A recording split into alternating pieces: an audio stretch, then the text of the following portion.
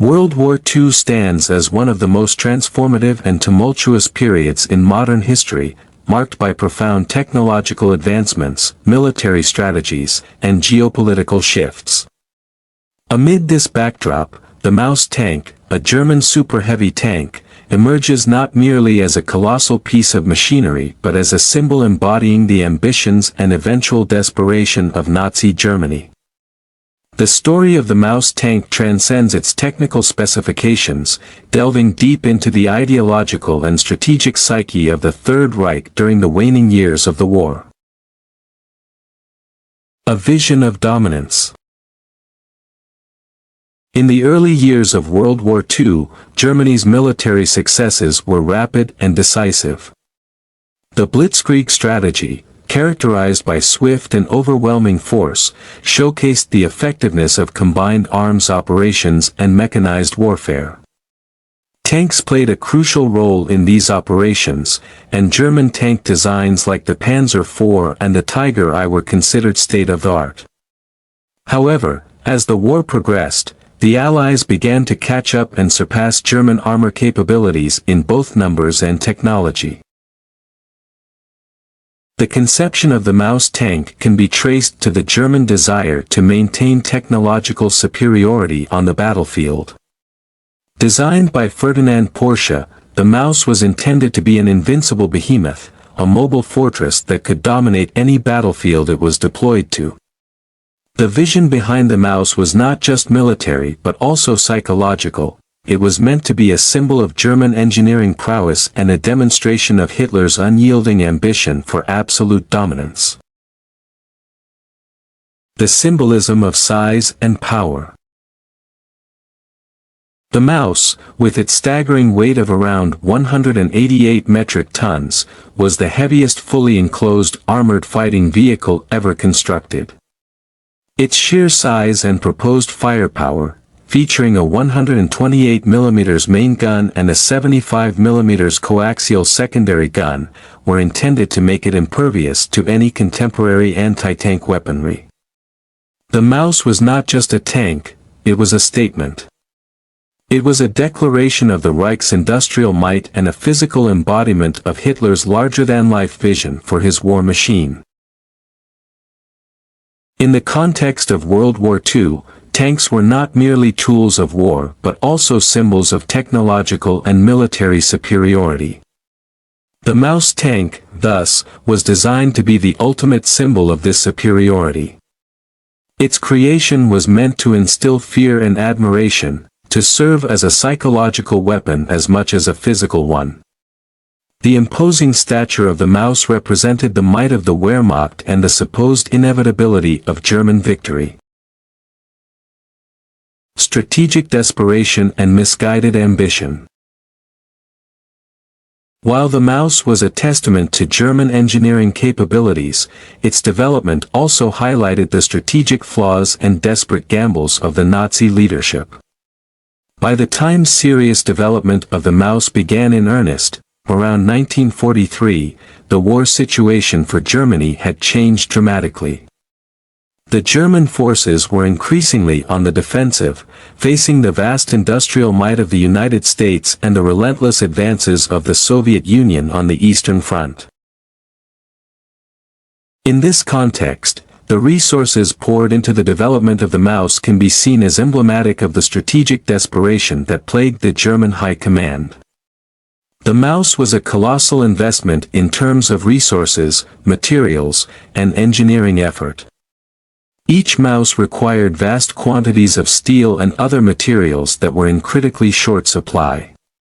Moreover, its sheer size posed significant logistical challenges. Few bridges could support its weight, and transporting it by rail or road was fraught with difficulties. The decision to pursue such a massive and unwieldy tank, therefore, can be seen as a reflection of the increasingly irrational strategic decisions made by Hitler and his inner circle. Rather than focusing on more practical and effective solutions, the Nazi leadership became enamored with grandiose projects that promised miraculous victories but were often disconnected from the harsh realities of the battlefield. The reality of deployment. In practical terms, the mouse never saw combat. Only 2 prototypes were completed before the end of the war, and these were never deployed in battle. The prototypes themselves were plagued with mechanical issues, and their immense weight made them impractical for most combat scenarios. The mouse was a lumbering giant that, while theoretically formidable, was ill-suited to the dynamic and fast-moving nature of modern armored warfare. The lack of operational deployment of the mouse underscores the disconnect between Nazi ambitions and the realities of the war. The tank, despite its impressive specifications, was ultimately a failure in terms of practical military application.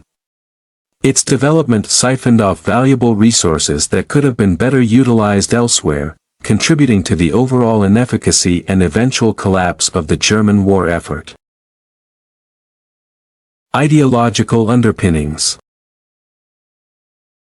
Beyond its military implications, the mouse also reflects the ideological underpinnings of the Nazi regime.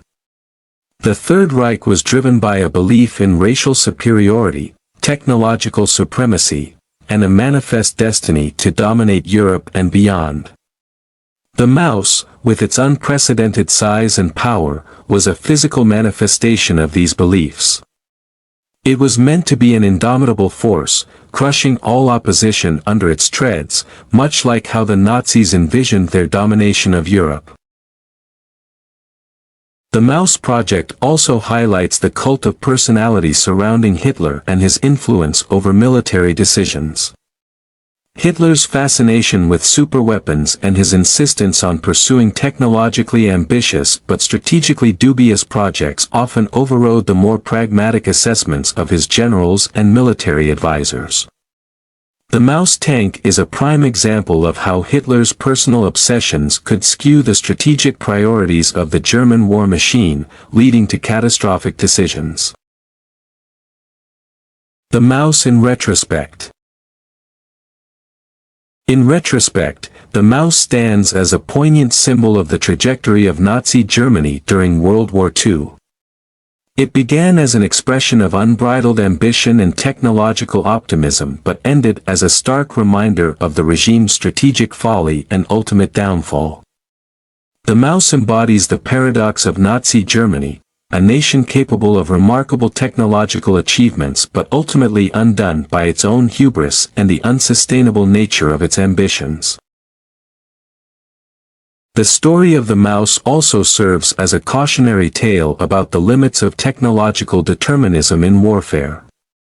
While advanced technology can provide significant advantages, it cannot compensate for flawed strategy, poor resource allocation, and the misjudgment of logistical realities.